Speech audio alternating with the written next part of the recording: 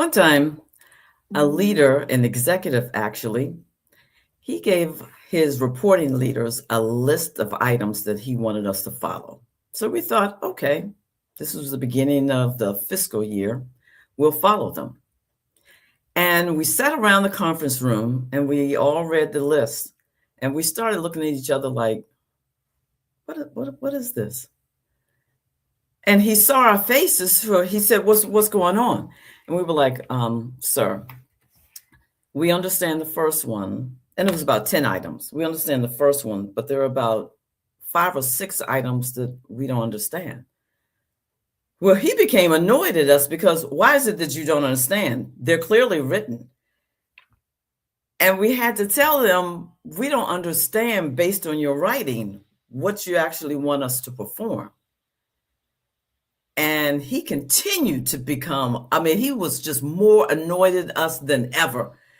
And he just said, well, tell me what you want me to say, because what I've written, I think is good, and you should be able to understand it. And his deputy said, sir, may I request that I talk to your leaders and they can get back with you, and just to be able to help the situation out. He said, all right. And he left out of the room. So with his absence, we just sat there and said, we can't understand what he wants us to do. And we're just sitting there and we're going back and forth, back and forth, back and forth. And his deputy said, well, I'm sorry myself, because I don't understand what he's trying to communicate to you all. So he was able to work with the executive overtime and came back. We had another meeting. He said, okay, well, I've written this out more clearly because you all said you couldn't understand. And we sat there and we still couldn't understand about 3 items that he wanted us to follow along with our staff. But we didn't have the heart to tell him, sir, you don't write clearly. You're not communicating with us. He caused so much chaos in our day, and it didn't need to be. So throughout the fiscal year, we were able to meet 7 out of 10 items, all because we didn't understand. And also on our side, we didn't have the guts to say, sir, you're not clear, and it's causing chaos within the organization. And we didn't move forward with understanding completely what he wanted us to do. So failure on both parts. Today, we're going to talk about chaos and clarity from my coach mentor, Mr. Reggie Jackson Sr. Can we bring him to the stage? Reginald G. Jackson Sr. Oh, I forgot to tell you folks. I'm sorry. Welcome to Lead Like You Mean It, people. I'm excited to have Reggie here. I just immediately went to his introduction. So Reginald G. Jackson Sr. is a retired United States Marine Corps veteran. Love the Marines. Civil servant, professional certified coach with more than 4 decades of experience in leadership development. His work spans information technology, project management, organizational change, system thinking, team building, strategic planning, and executive coaching. Reginald helps leaders deconstruct complex challenges, identify patterns, and use practical frameworks to move forward with greater focus and confidence. Reginald, or I like to say, Coach Reggie, welcome to Lead Like You Mean It, people. Thank you so much, Carla. It's my pleasure. Anytime, anytime I get a chance to be with you, I'm a yes. Oh, I appreciate it. All right, we're going to kick this off. I always say this, kind of joke between Connie and I. I'm going to ask a question from my list of questions. Okay, there's a list. However, we may not be able to hit a second one. So we're going to start off. Reggie, when leaders come to you feeling overwhelmed or stuck in complexity, what is usually happening beneath the surface? There's a lot, there's a lot that happens beneath the surface. But to go back to your story, the vignette you shared, that happens all the time. Yeah. And there's always going to be shared responsibility. System thinking was something that you mentioned in my bio. So from a systemic perspective, what's happening beneath the surface? There are a lot of systems, like you and I right now in this moment. We are a system.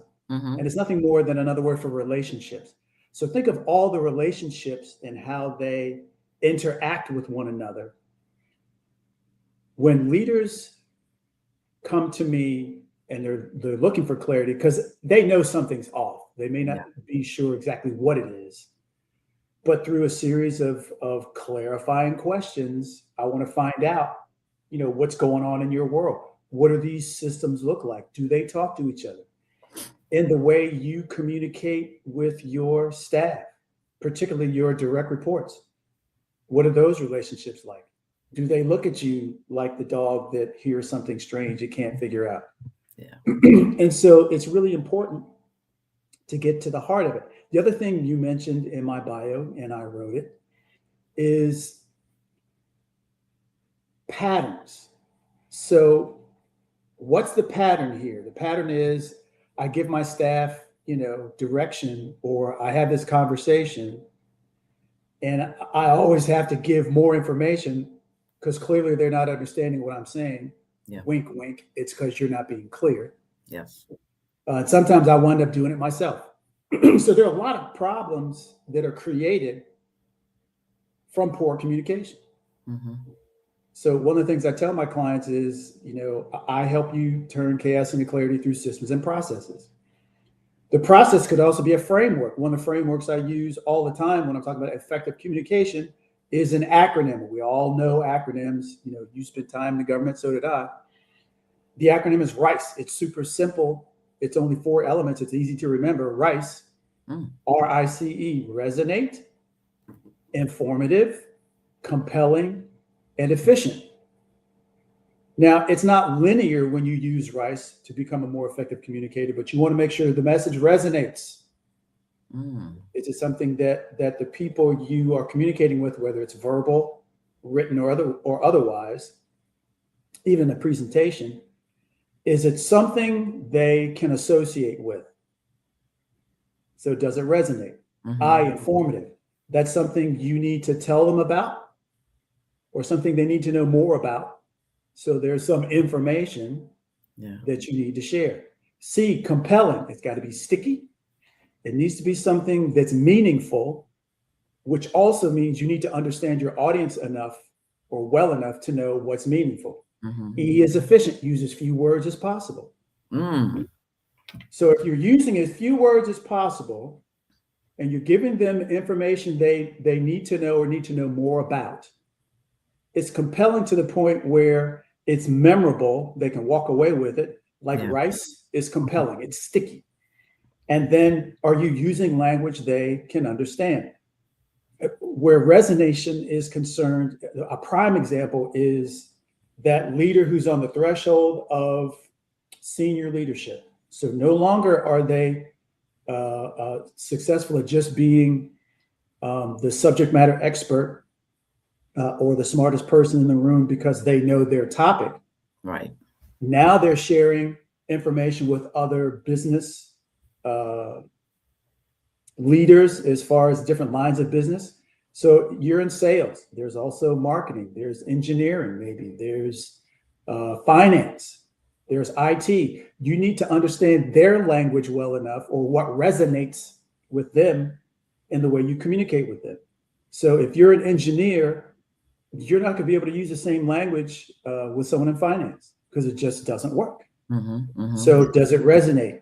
Is it informative? Is it compelling? Is it efficient? If you can answer all those questions, even if it's an email, if you can answer all those questions, guaranteed, unless there's requisite knowledge the receiver doesn't have that you're not sure of.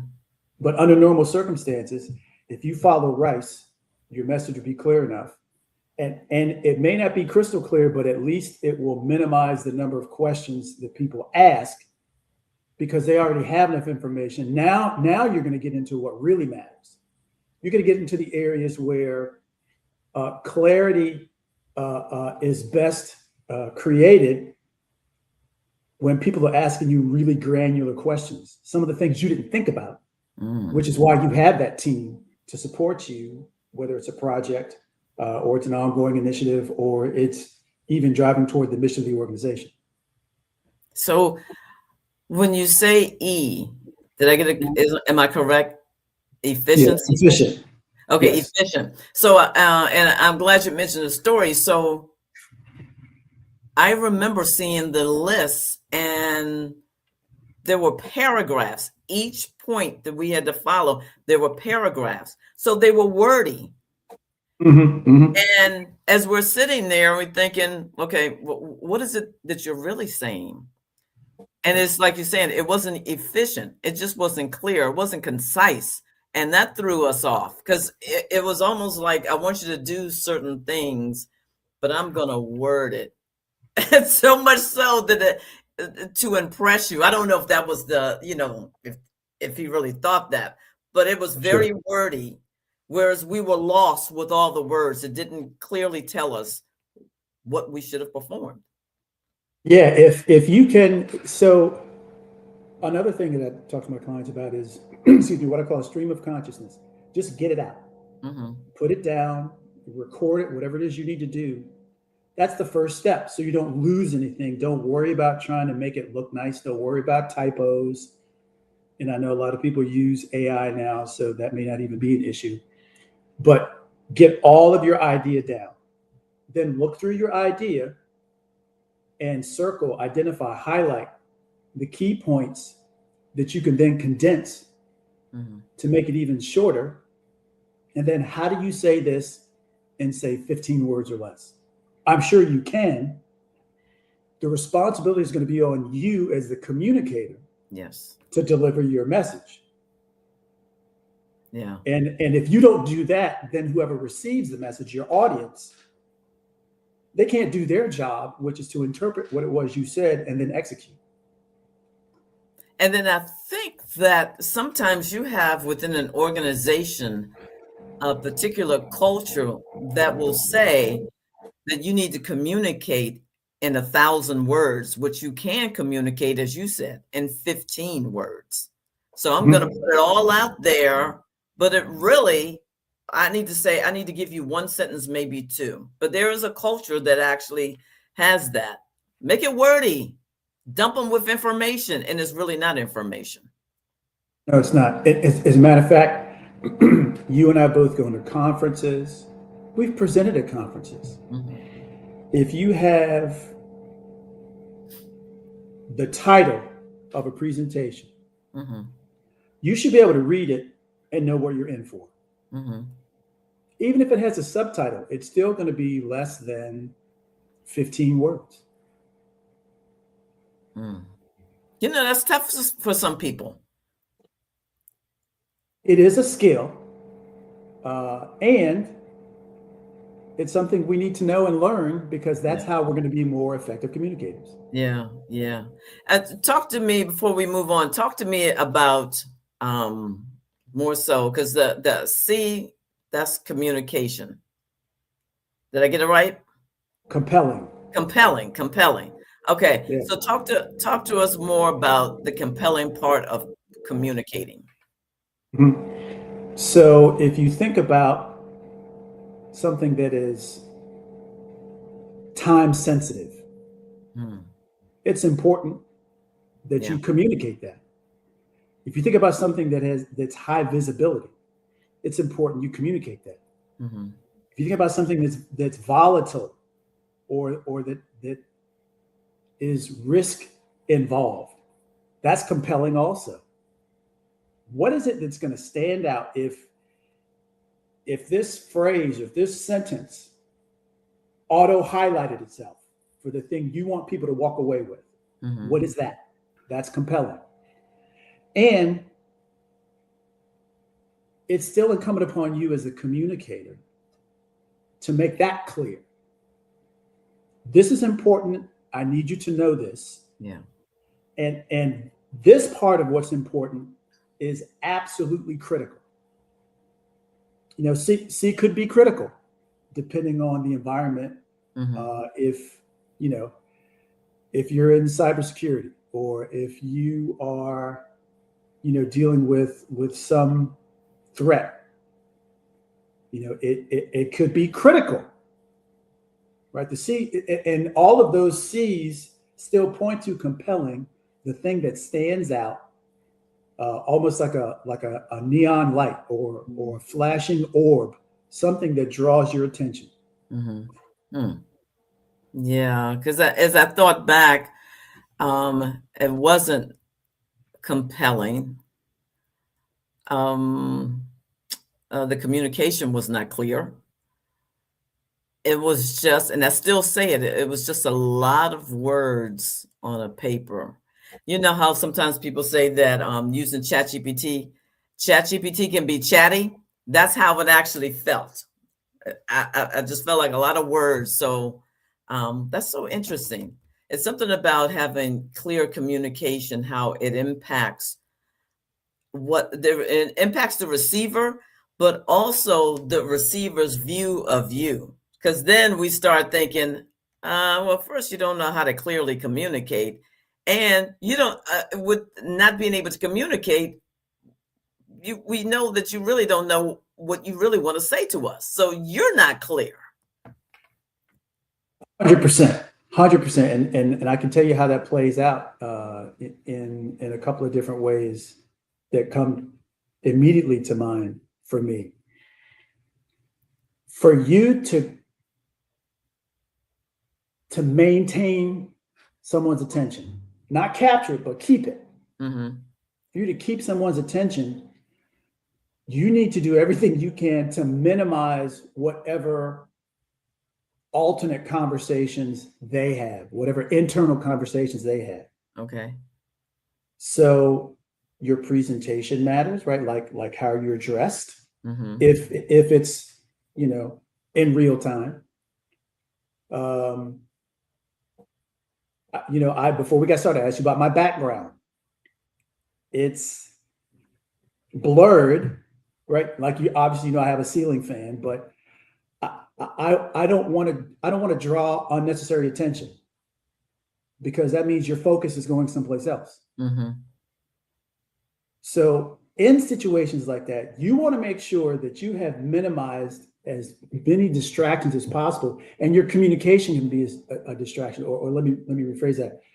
Your poor communication can be a distraction, because to your point, now the people that are listening, if this is a live interaction, they're having all these thoughts. Yeah. Like, what are they talking about? And Yes. what does that even mean? And so now they have their own internal chatter going on. Mm-hmm. If you're the presenter, you're just, spewing out all of these words. Of course, they have no idea what you said, because they're too busy listening to themselves. Mm-hmm.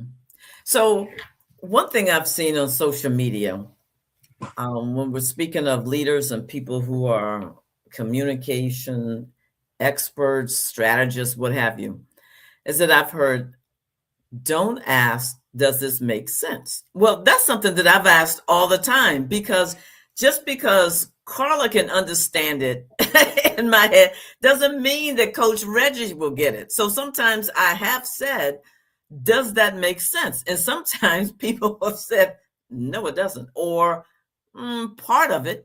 So yeah, what's your thoughts around that? Right. Yeah. The thing you just mentioned. So environment is crucial. It's critical, because if you don't have, and I'm going to pause here.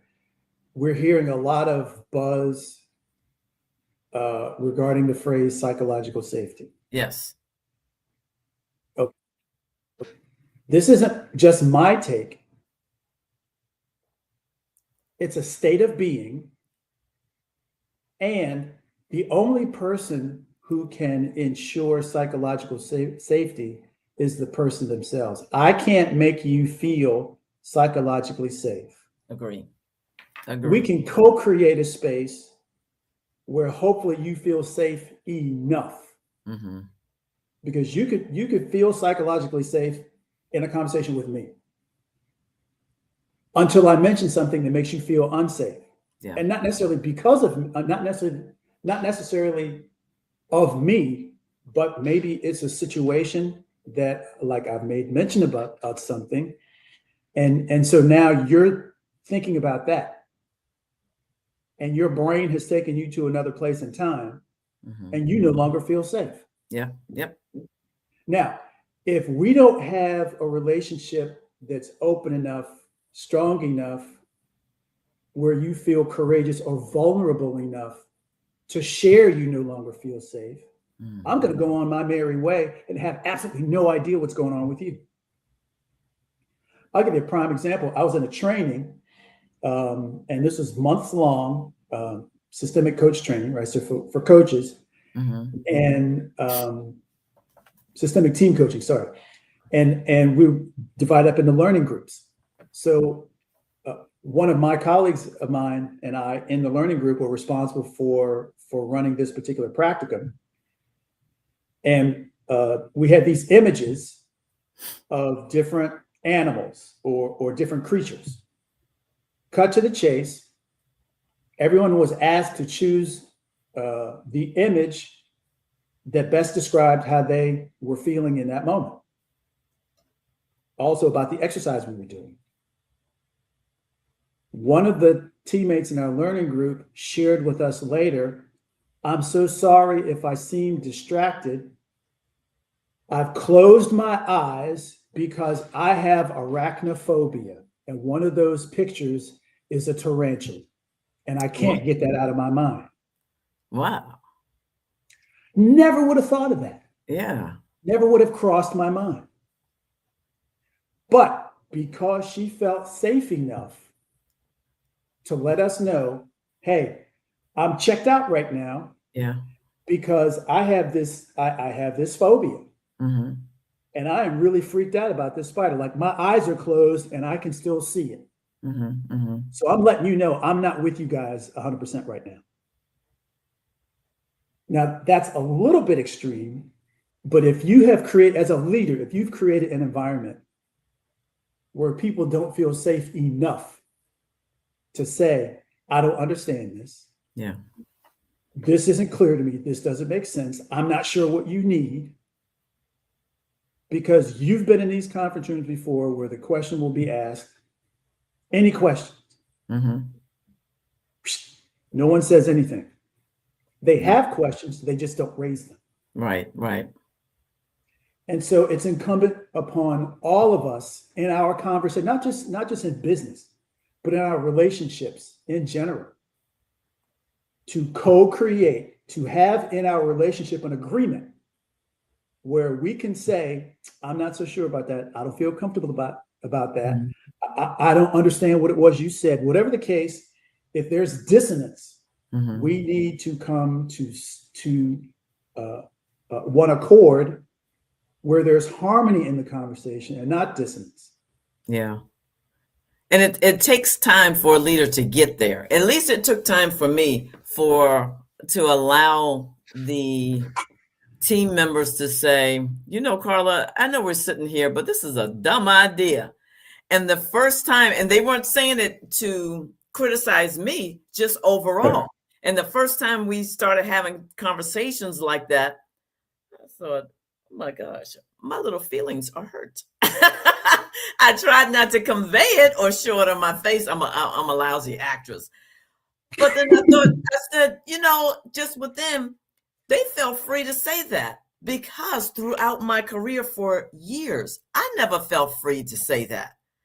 And then I just started asking, "Well, what do you think more about it?" And we started exploring more and more and discussing why this was a dumb idea. And some people came back and said, "Yeah, it's a dumb idea, but if we rephrase it, it may be successful." So we started having real conversations. But again, it takes some time for a lot of leaders to get to the point to say, "Okay, be yourself," and to be able to criticize the idea in a respectful manner. It takes time. You don't just wake up and say, "Hey, go ahead and be you." No. Yeah. What you said was beautiful, and I'm not even sure you realized how poignant it is. It's a both and. It could be a dumb idea, but it's not because you're dumb. Right. Or it could be a bad idea, or it could not work well, but it's not personal to you. Uh-huh. So there's a distinction between, it's just like I love you. I just don't like what you did. Yeah. Right. And so two things can exist at the same time or more. And yes, I'm going to say we as people, we generally take things personally. Yeah. Which now means we're all in our feelings and we have this internal conversation where we now have just glossed over, we got the haze over our eyes because, we're hurt, we're ashamed, we're angry, all in our feelings. And so now we've hit the pause button and we can't do anything else. We can't think about anything else. We're frozen in time. And so there's a certain amount of emotional maturity and emotional intelligence required when you interact with other people, plain and simple. And if you don't have it, you and everyone else will suffer from that. Now, it's something I'm going to take you back to 2017 when I joined the Federal Intern Coaching Training Program. Federal Internal Coach Training Program. It's a you know what? Yeah, and I have to think about all the words. So I remember we were at the HUD building and we had to go through security. Yes. And then we had to sign in. And I remember this is the first time that I encountered you. You went because they had two security areas, or two security lines, and you were able to get through faster. And you walked down the hallway, and I was actually checking in after security. And you said, "It's not," and you yelled, "It's not about you." I'm thinking, who is this guy telling us? I don't even know who he is. It's not about me. This is all going in my mind. And I'm like, well, wait a minute. It is about me because I'm trying to sign in to get down the hall. And then it clicked later on. He was talking about coaching. It is not about you. So it's the same thing with a leader. Me, I'm sitting there and I'm all in my feelings and I'm like, they think my idea is dumb, but it's not about me. It's about the team. Right. It's about the organization. That's why I say it takes time to get out of your head and your feelings and look at the bigger picture. It's just like you said in 2017, it's not about me. Did you ever know that story? Yes. And one of the things that comes to mind is it's typically Western culture, not exclusively, right? But it's typically Western culture because Western culture is focused on self. Yes. I, me, ego. Very much like small children, the world revolves around me. Yes. Yep. We're taught or we teach children to share. That is typically inherently counter to ego. Yeah. Right now, let's carry this forward several decades. You're in the workplace. And this isn't absolute because there's always context. But under normal circumstances, if you have difficulty sharing, even if it's sharing your thoughts, there's something in there telling you if I share this or if I share too much, there will be a negative outcome on me, right? If I share too much, other people will know what I know. 100%. If I share too much, someone will steal my idea. Yes. If I share too much, people may think I'm oversharing. You name it, but it's typically something negative about self. And so a lot of times it's not about you. And again, there's context. It's not to suggest we shouldn't be concerned about ourselves. It's not to suggest we shouldn't think about or consider ourselves, because then there's the other side where we overdo and we put everyone else first. That's a completely different topic for a completely different podcast. But the point of the matter is we have to have not balance, but harmony. Mm. Yeah, it's an excellent way to say it. Excellent way to say it.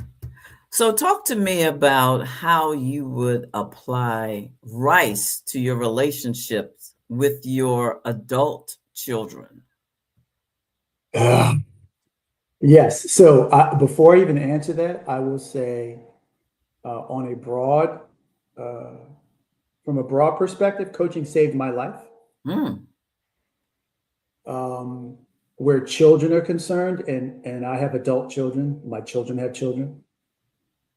Coaching made me, and this isn't me talking from my experience, it's me sharing with you what they've shared with me in their own words, both my daughter and my son. Hmm. The way in which I communicate changed over time, which sadly enough, they didn't have the opportunity to benefit from when they were growing up, because I didn't become a coach until after my son, who's the youngest. Like I was going through my coach training when he was in college, like I think it's like his junior or senior year. Okay. But at any rate, being able to communicate in such a way that it's information I believe they need to know or need to know more about, Hmm. using words that make sense to them in a way that stands out, and being efficient enough such that I'm not putting myself on a pedestal to preach to them, and it takes me so long to get to my point. Yes. So the short answer to that is, as a parent, coaching has been incredibly powerful for me in the way I communicate, because I also don't make it about me. Hmm. It's about them. Side note, I don't tell them how to parent. Mm. I share my observations when I feel it's appropriate. I ask them, what did you hear? How are you receiving that? What are your thoughts? Right? Because it's about them, because I'm Yeah. communicating with them. Yes. Yeah. I would agree with you. So it has helped me in my in relationships to simply listen, because I could be a chatterbox. Coach Reggie, and you're trying to get your point across, and it's really not a conversation. It's Carla running her mouth. So it has helped me to say what I need to say and not to interrupt. And I remember going through the training. I can't remember her name. Oh my gosh, she was an excellent coach mentor to our group, because she said when we would go through the different, coaching one another, she said, you know what, you did well in one aspect. She said, and we're all sitting there, and you could see if we were on Zoom. This is our second week, and we're happy. You could see the body language. And then she said, but every one of you interrupted your client. And we started saying, you could hear the excuses. Yeah, but. And she said, no, no, no, no. She said, all of you interrupted. She said, do it again. And then we still interrupt. And that was something that took time to just put into play, to exercise it just within our lives. So I learned, because I have a friend who talks, but then she needs to process it. And I'm sitting there going, good grief, this is a simple conversation. And this is all going on my mind. Why can't she just think, talk, talk. Why? But I had to sit there or stand there and think, okay, allow her time to process it. Because like you said, it was all about her. So coaching has helped me to be a far better listener than I was before, because I don't even think I was a listener. It just helped me so much. Well, and to that point, Carlo, it's not unusual for us to listen and wait. Mm. Yes. Or we wait while listening. We wait for our opportunity to speak. Mm-hmm. So we're really not present. Really. We're not focused on what the person is saying. We're waiting for the opportunity to interject our thought. So another acronym, and I know you'll remember this from our coach training, is WAIT, WAIT. Why am I talking? And if you find yourself using a lot of words, have that come to mind. And then if you still feel like you're using a lot of words, or you're taking up a lot of space, it's waste. WAIST. Why am I still talking? Okay, I don't know that one. I like that. Why am I still talking? Because chances are, when we speak, we're saying something we know already, or we know enough about it to articulate it. Mm-hmm. If we get asked a question we don't know, to simply ponder on the question,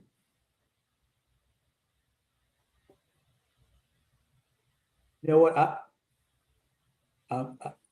you got me on that one, or I'm not familiar with that, or I'd have to think about that a little longer. Yeah.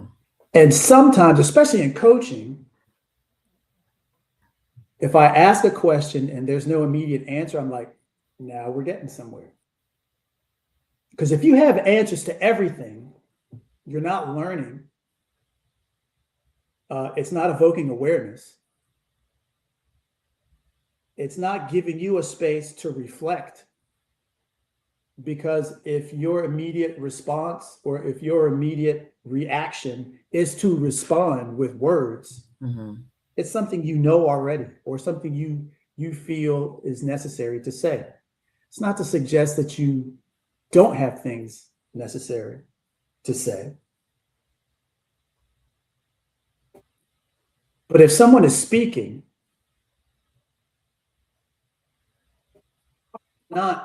some people are compelled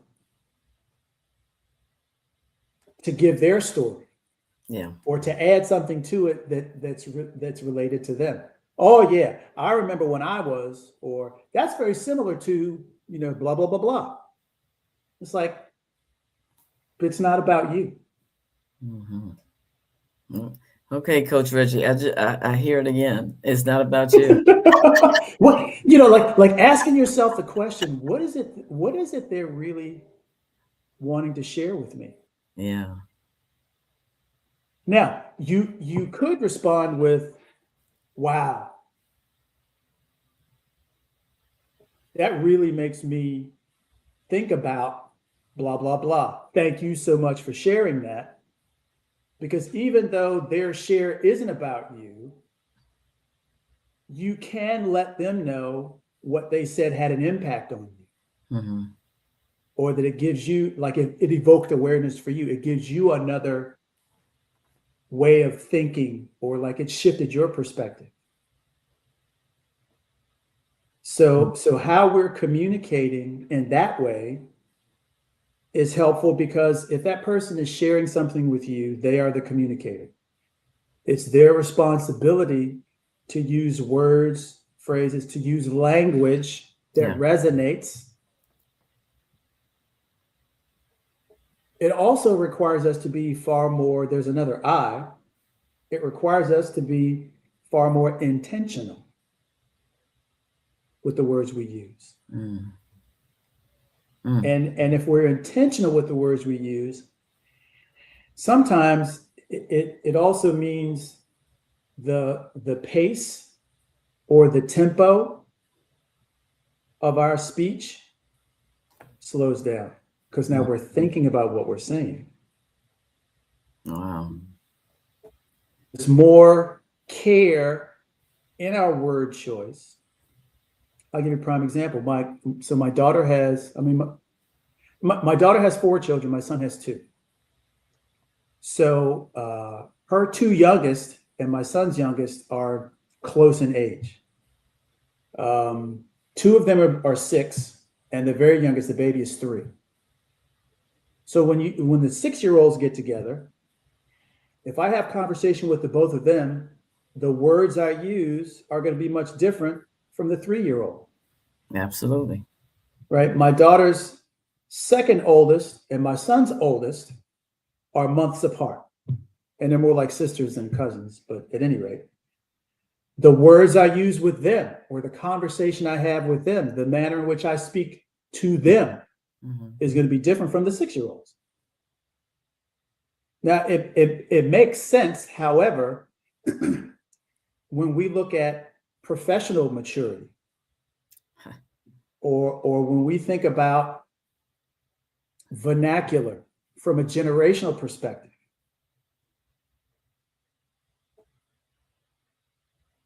You and I have come to learn that when somebody says it's been a minute, it doesn't mean a minute. Right. Right. So all these phrases and colloquialisms and certain things that are, I'll say, indigenous to culture, like where you grew up. When you use these words and phrases, it's important to understand how well your audience will understand. Super short. And this is an example. I remember I was young. I was less than 10. And I was at my aunt's house, one of my mother's sisters. She said, baby, go down in the basement, look in the icebox and bring me so-and-so. I went downstairs. I'm looking around. I don't see an icebox. I didn't know what an icebox was. So I said, Auntie Ruby, I don't see a box with ice. She said, baby, you don't see that icebox down there? I said, no, ma'am. And then she thought, she said, laugh. She said, no, baby, the refrigerator. I said, oh. Right. And I remember that, right? That was 50 some years ago. Yeah. Telling my age a little bit, but words and phrases, right? So the words she used didn't resonate. She used few words. She was efficient with her words, right? But the R wasn't there. Yeah. And that was the subject of the request. So to speak, right? Like I forgot what the item was. Yeah. I guess as soon as you said icebox. Hey, Coach Reggie, I want to give a shout out to Karen Friedman. She said a couple of things. She said, greetings from She said, excellent conversation. She said, yes, I feel compelled to say something. And so it is rude or selfish to share your story. That's her question. So, well, let's go a couple of minutes. Actually, Coach Reggie, we're way over, but hey, it's Coach Reggie. It's no problem. So her question, we'll close out Coach Reggie with the question from Karen Friedman. So is it rude or selfish to share your story? Over to you. It depends. It depends. And I'll tell you why. Because that's not a binary. That's not a yes or no answer. Agree. I would say, I'll start off with selfish. It could be selfish to share your story if someone else is sharing their story with you and it's important for them to get it off their chest. Like understanding your role in the conversation. Now, if you're just having conversation, it may not necessarily be rude or selfish to share your story. You want to ask yourself, what could be the possible impact to my audience, right? If it's one person or more, when I share my story.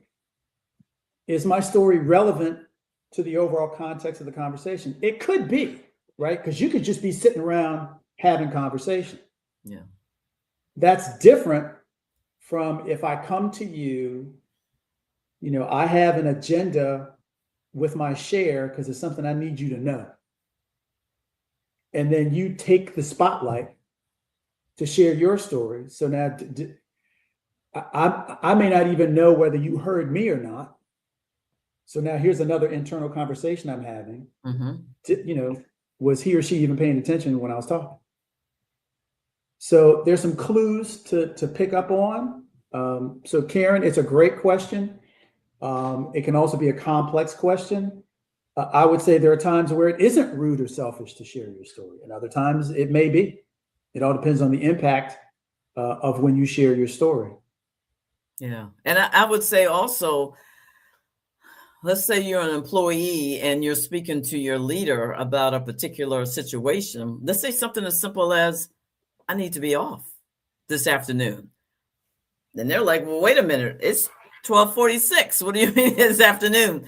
Well, then you can go into your story and explain to them, this is the reason why. I'm just not coming up. You know, my child, I just received a text. My child is severely ill, and I need to pick my child up from daycare or school, what have you.